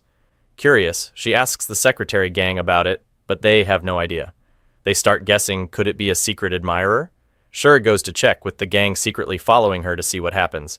It turns out that the note was just a chance for someone to befriend her. The person tells Shuri they want to be besties as she has no close friends to talk to, go out with, or shop with. They take her on a shopping spree, but Shuri doesn't really want anything. The person makes her promise that whenever they invite her, she will hang out with them. Back at the office, Joe gets annoyed again and keeps Shuri for overtime. He hands her a file and asks her to work on it. When she asks for help, he refuses. The file contains a map, and at the end of the day, Joe tells her to meet him so they can walk home together. They both work late. Since Shur hasn't left yet, Joe checks on her and insists she go home, but Shur wants to finish her work first. Joe gets frustrated and demands she wrap up and leave. As they walk home together, Joe invites her to dinner. They meet at a specified place, holding hands and enjoying the night. Suddenly, a child runs past them, making them stumble and end up close together. They lock eyes, standing still for a moment before continuing their walk. Then John appears in front of them. Seeing him, Shur quickly twists Joe's arm and pretends to be giving him an exercise routine. John, suspicious, asks, "What are you two doing out so late?" Shur replies, "I was just making Joe do some exercises." John raises an eyebrow. "Really? What are you doing here at this time?" John casually explains, "Oh, my house is nearby. I just went out for a jog." He then suggests they jog together, but Shur, making an excuse about being late, drags Joe away.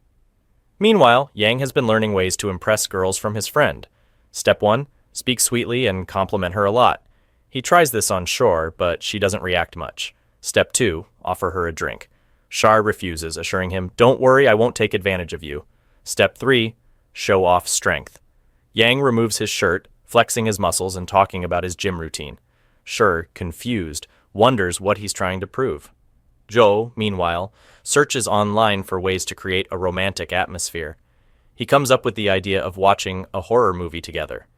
Later, he excitedly invites Shur to watch one, hoping to get close to her. During the movie, Joe keeps inching closer to her, waiting for the right moment. But Shur, instead of getting scared, starts analyzing the movie logically. "This is nonsense! Ghosts don't even exist!" she exclaims, unimpressed. Joe's plan to scare her into clinging to him completely fails. Instead, he pretends to be scared himself. Shur, rather than comforting him, starts giving him a logical explanation of why ghosts aren't real. Frustrated, Joe makes an excuse and says, "Let's go to the bedroom," hoping to create a romantic moment. She goes to sleep, marking the start of the next day at the office. In the office, Shashan effortlessly seals a deal with her charm, impressing everyone. She tells Shar that girls who show weakness are often more popular among men. To demonstrate, she struggles to open a bottle cap, pretending she lacks strength. Joe, watching, comments, "You can lift 2 heavy buckets with both hands. How is it that you suddenly can't open a bottle? Do you have a fever or something?" Annoyed by his questions, she storms off. Meanwhile, Shur notices Shashan flirting with Kochi, making Jitu blush and quickly leave the scene. Later, she brings medicine for Joe, but his odd behavior catches her attention. Noticing his strange walking and hesitant attitude, Joe gets suspicious. "What's wrong with you today?" he asks, refusing to take his medicine. Annoyed that none of her plans are working, she storms off again. Shar later sees Shashan applying makeup and looking stunning, which sparks an idea. She heads out to buy makeup but is shocked by the prices. Instead, she buys Johnson's baby powder in a red fruit, makes juice out of it, drinks some, and uses the rest for makeup. Excited to surprise Joe, she calls him to meet her. When Joe sees her, he gets startled because she looks completely different, dressed like a traditionally feminine girl. Seeing his reaction, Shur gets upset. "Are you scared of me now?" she asks. She explains, "I've trained since childhood to be strong, and I thought being strong was enough, but today, I felt like I couldn't do it anymore. I tried dressing up like a normal girl, but even this, you don't like. You're even scared of me now." Joe gently wipes her tears and reassures her. "You don't have to prove anything. I like you just as you are. You don't need to change for me." Overwhelmed, Shur leans in to kiss him, and he kisses her back. Meanwhile, Yang gets advice from a friend. "If you want her to know she's special to you, give her something that holds deep meaning for you." Following the advice, Yang gifts Shur his first ever swimming suit, the one he wore when he won his first swimming competition as a child. Shur, seeing the gift, becomes emotional and leaves without saying much. Later, as Joe and Shur return home, they walk hand in hand, neither willing to let go. Before entering the room, Joe casually asks, "Do you want to sleep in my room?" Shur, shocked, pushes him back and, blushing, rushes into her own room. The next day, a conversation about a contract arises. Washington arrives, causing a stir, and suddenly, Shur is invited to a party. Joe approaches her after work and suggests they go home together. Shur tells him about the party, but it turns out that Shashan didn't invite Joe. Suspicious, Shur tries to guess why, making Joe slightly embarrassed as he leaves. That night, the party is in full swing. More guys, including Chi and others, join in and they all start playing cards. When Shur returns home, she excitedly tells Joe how much fun she had. However, Joe seems a bit upset. Feeling embarrassed, he goes to sleep. Later, an invitation is sent out again for another gathering, but this time, Joe is included. She invites everyone again, and Shur is also expected to attend. However, upon reaching the party, she realizes that Shur isn't there. She probably got caught up in work, she thinks. In reality, she had deliberately kept the party a secret from Shur because she only wanted to spend time with Joe alone. Joe, using the excuse of feeding his cat, leaves the party early and returns home, only to find Shur already asleep. Thus, another evening is wasted. The next day, Shashan invites everyone once more. This time everyone is hesitant because they have attended too many gatherings in a row, but since rejecting Shashan wasn't an option, they all show up. Yang also joins, and Shashan strategically seats him next to Shur, hoping to stir things up again, unaware that Shur had already rejected him. Despite Joe's warnings, Chi secretly takes a photo of Yang and Shur and sends it to Joe, who immediately rushes over to the party. Upon arriving, he smoothly moves Yang aside and takes the seat next to Shur. Shashan, unwilling to give up, presses herself against Joe from the other side. When questioned, Joe casually explains, "I was passing by and thought I'd treat everyone to a party."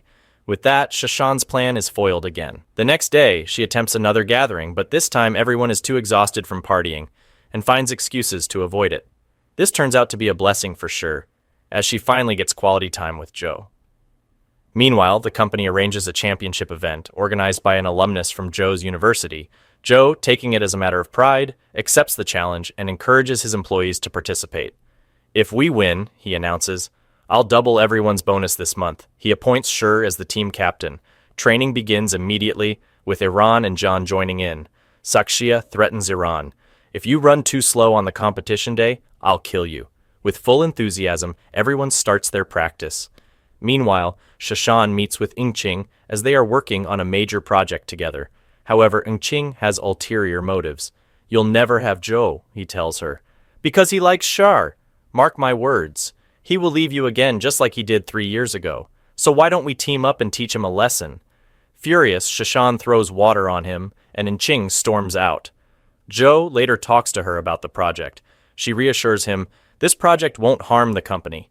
Meanwhile, at a gathering with her friends, Shi messages Yang to pick her up. Yang arrives promptly and takes her to her hotel room. Drunk again, she starts her usual antics. She asks Yang, do you think I should take off my makeup before sleeping? Yang, slightly puzzled, says, of course, however, she can't find her makeup remover and throws a tantrum. Yang, not wanting to deal with the chaos, calls his friend to fetch some makeup remover. He then helps her remove it. The next morning, she wakes up to find him bringing her coffee. Shashan becomes anxious, realizing that Yang has seen her without makeup. Yang reassures her, you look the same, there's no difference. Shashan, however, is flustered. She starts making fun of him, recalling how he wasn't good at sports back in college. She declares that she will defeat Mr. Joth, and that her main goal in the competition is to defeat Shi. In the previous match, Shi had beaten Jin Chung, and now Jin Cheng wants revenge. The race begins, and Joe is at the second checkpoint. While they continue their playful banter, both of them run excellently. At the third checkpoint, Shi and Jin Cheng face off. Jin Cheng claims she will win the match, but Shi confidently states that she won't let that happen. As the race progresses, Bhaskar faints, leaving Shi and Jin Cheng to compete against each other fiercely. Jin Cheng tries to push Shi multiple times, but Shi refuses to retaliate, maintaining her composure.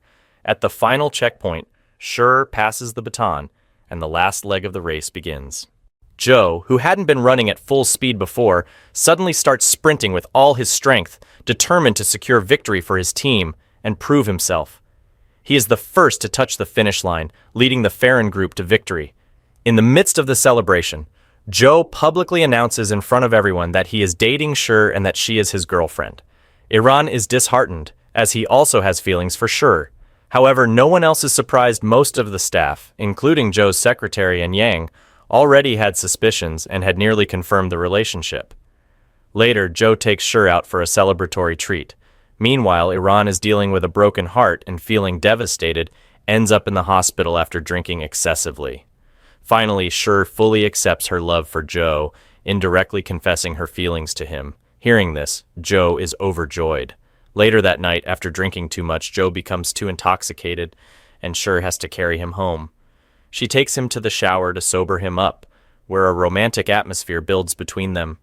Caught up in the moment, they start getting closer, but Shi, overwhelmed with shyness, runs away. That night, Joe dreams of their wedding, while Shi reminisces about their intimate moment and blushes. The next day at the office, their romance continues. Before taking his medicine, Joe demands a kiss from Shi, turning it into their new routine. Just as things heat up between them, Krishy suddenly appears, interrupting the moment. Annoyed at being disturbed, Joe sighs and apologizes for ruining their mood. Shi tries to maintain her composure, but Joe boldly asserts, "This is my company, my office, and she is my girlfriend. I can do whatever I want." He reaches out to hold Shi's hand, but she is too busy blushing. Seeing this, Joe himself takes her hand and confidently declares, "She is my girlfriend." Determined, he decides to inform Grandpa about their relationship. Meanwhile, Jin Cheng plans to sell her shares in Farron Group and take revenge. In exchange, he tells her that he will give her project ownership, allowing her to press forward. Otherwise, Jin Cheng will have no chance left. She leaves. Meanwhile, Divya and Joe arrive at Grandpa's place, just about to reveal their relationship. However, before Joe can speak, Jiang unexpectedly announces his own relationship first. Grandpa is overjoyed by this news, and to celebrate, he organizes a family gathering. Because of this, Joe and Shi don't get a chance to speak. The next day at the office, Ji-chung sees Joe and Shi together and rage fills her. Without hesitation, she calls Injun and accepts his offer. Later, Injun meets up with her because he wants to confirm whether Shi and Joe's relationship is serious. After hearing their story, he invites Shi to his house. There, Shi watches his past performances on TV. She also finds an album filled with photos of him and Joe. During dinner, Injun makes a love confession to Shi, telling her that he fell in love with her at first sight. He explains that he never shared his feelings before, and after saying all this, he emotionally embraces her one last time.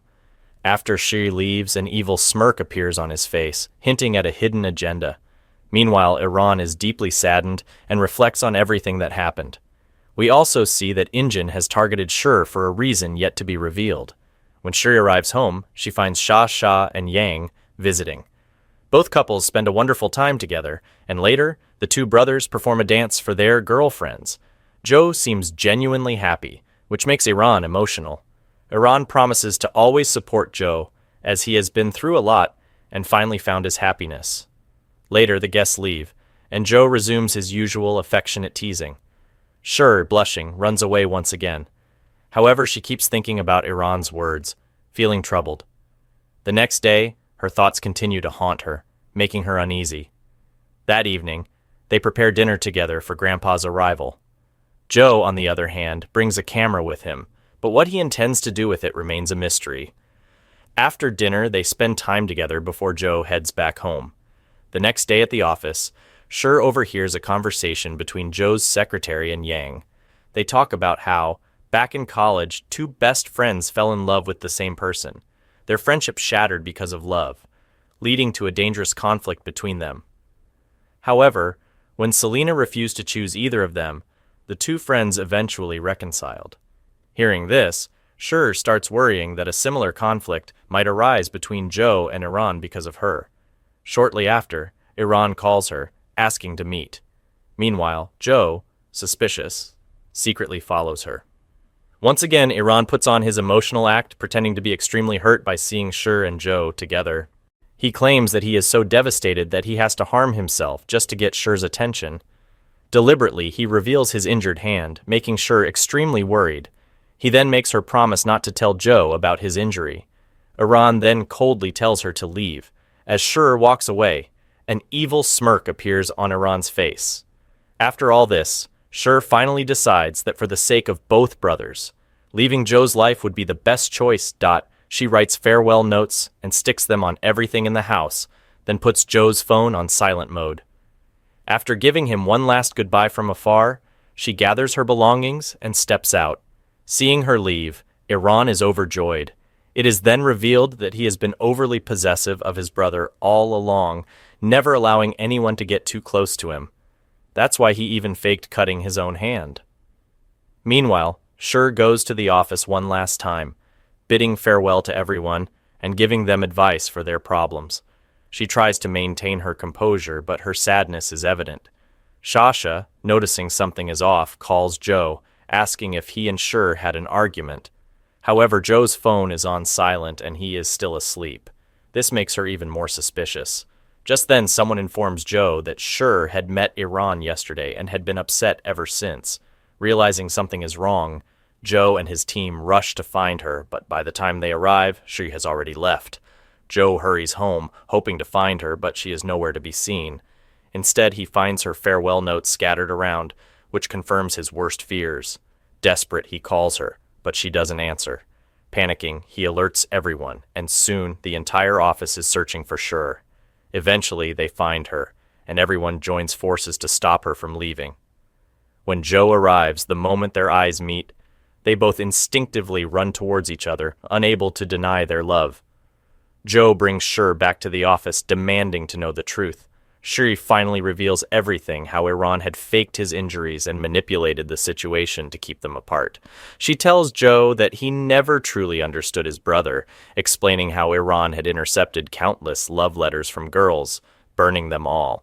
She reveals that Iran had secretly held on to all of Joe's friends' contact details to monitor his every move, ensuring no one ever got too close. Joe struggles to believe it, but Shur insists, providing proof. At that moment, Jang warns them that Iran plans to propose to Shur in front of everyone to trap her into marriage. Furious, Joe storms to the office terrace where Iran is already on one knee proposing to Shur. Before she can respond, Joe steps in, yelling at Iran and rejecting the proposal on her behalf. A heated argument erupts. Iran, now furious, accuses everyone of conspiring against him. "How could you betray me for this low-class village girl?" he shouts at Joe. "You chose her over me, over your own brother?" His words turn even harsher. "This girl is an uneducated nobody from a tiny village. She is nothing compared to you. How could she possibly be worthy of you? She's only after your money, and I was just trying to protect you." The truth about Iran's fake injury is exposed, leaving Shur in complete shock. Outraged, Joe raises his hand to slap Iran, but instead punches a wall in frustration. Disappointed beyond words, Joe tells Iran, You have let me down. Overcome with guilt and desperation, Iran suddenly takes a knife and cuts his own hand. But the moment he sees blood, he faints, instantly reverting to his 6-year-old mindset.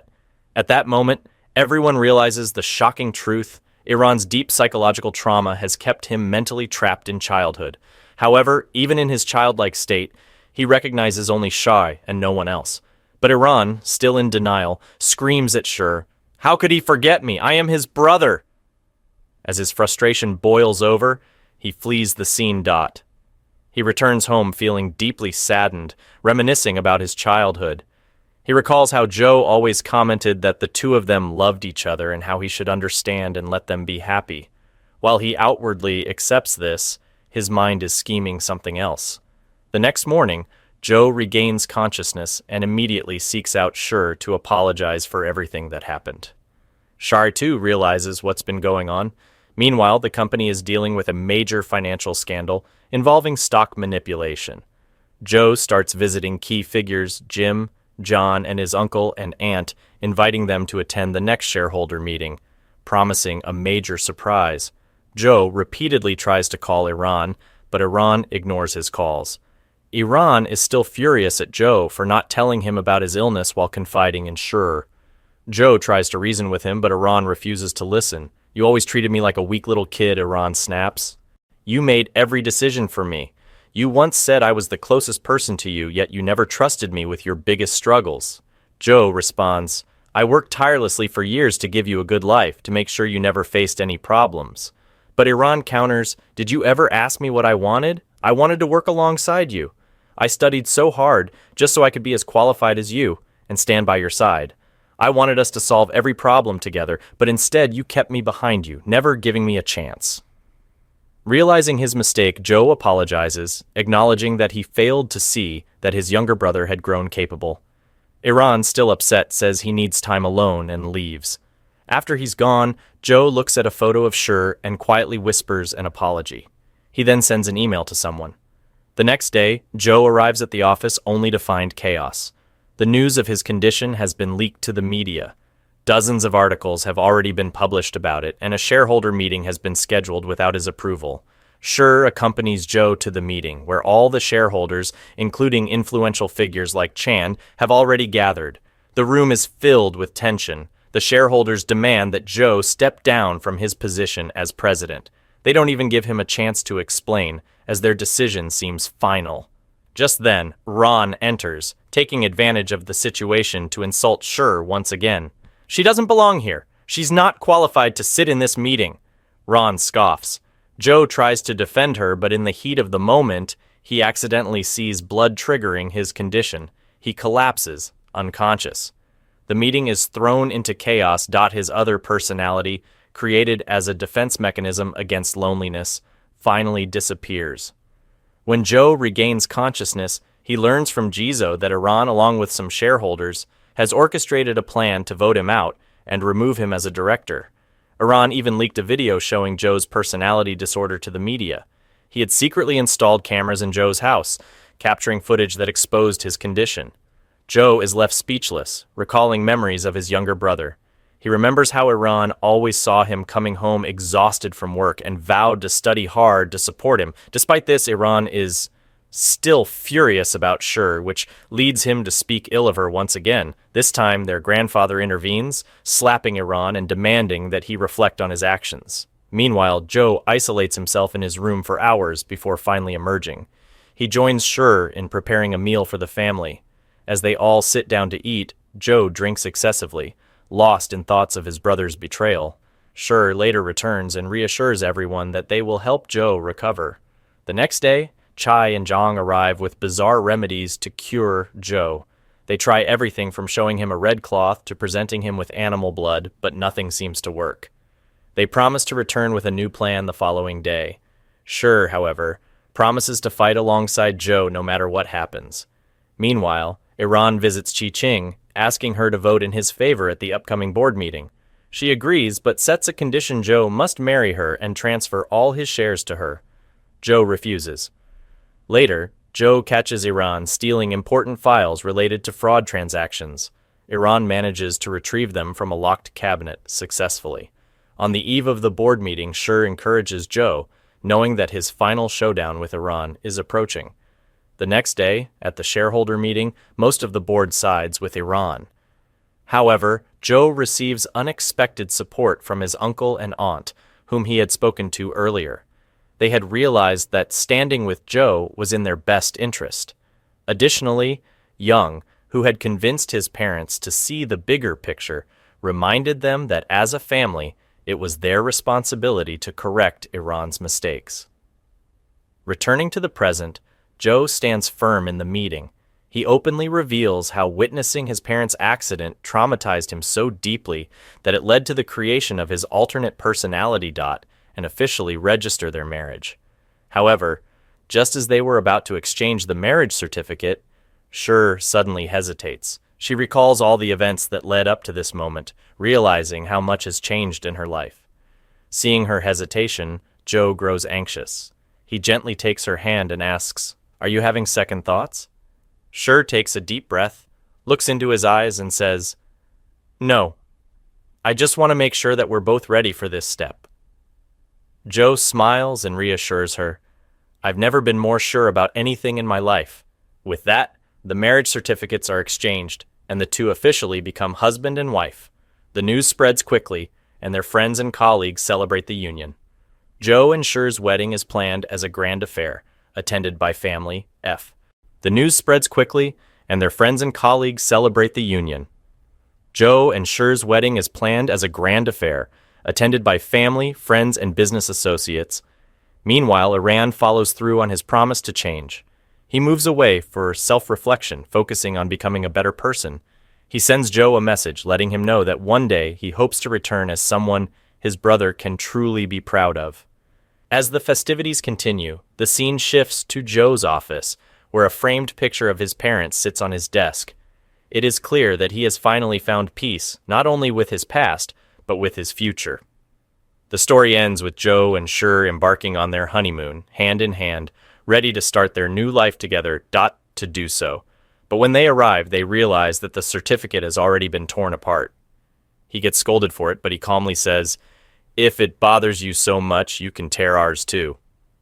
Shur is left speechless. A few days later, he talks about getting a duplicate copy of the marriage certificate. Instead, he collaborates with Shur to create a marriage contract, decorating it beautifully before gifting it to her. That evening, Joe finds himself missing Iran deeply, worrying about how he is doing. Shur comforts him, reminding him that Iran is strong and will be fine. 3 years later, the scene shifts to Iran, who is now practicing traditional medicine. While studying, he comes across Shur's old medical practice book and learns various treatment methods from it. One day, a woman rushes in carrying her unconscious child. Iran immediately performs treatment, successfully reviving the child. The relieved mother expresses her gratitude, making Iran feel deeply fulfilled. It is revealed that everyone's relationships have improved over the years. Iran stays connected with his loved ones, and even from a distance, they exchange letters and messages. Sometime later, Shur and Joe visit Iran's village. Upon arriving, an elderly woman recognizes Shur and excitedly praises her for bringing along such a handsome husband. Shur playfully teases Joe, who pretends to be indifferent but secretly enjoys the compliment. Finally, they meet Iran, who greets them warmly. He has changed and matured, truly finding his path in life. They share a heartfelt moment together, reminiscing about the past and looking forward to the future. And with that, the story concludes. Thank you for watching this drama summary. If you enjoyed the video, don't forget to like, subscribe to the channel, and hit the bell icon so you don't miss any future updates. See you in the next drama breakdown. Take care, and bye-bye. Don't forget to subscribe for more. Check out more recaps you'll absolutely love right here.